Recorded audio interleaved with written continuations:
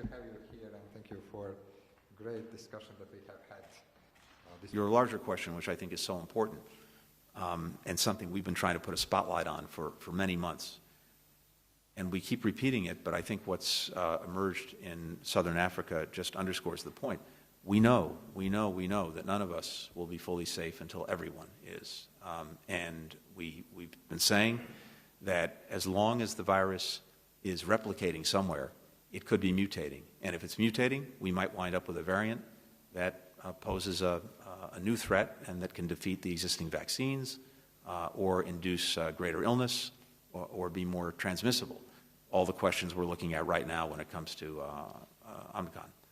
But we also know two things, one of which you pointed to, that there is a real disparity in vaccinations around the world, and particularly a disparity between vaccinations in Africa and, for example, the United States and Europe. We have vaccination rates in the United States and Europe of 50, 60, 70%, depending on exactly who you're counting, and in Africa it's more like 14, 15% or less.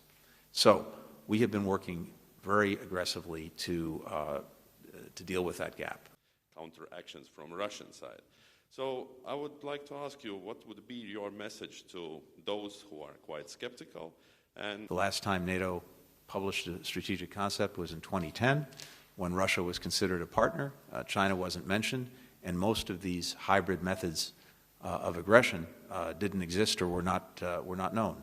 So this is very important work, and I would focus on that and making sure that we do the work, as well as the commitments that countries are making, including the United States, to defense and to deterrence.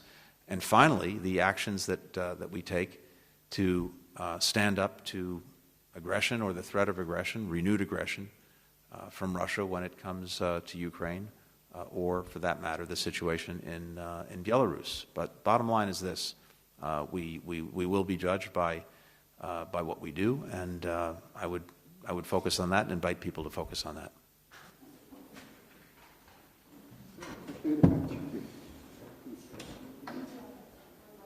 That's great.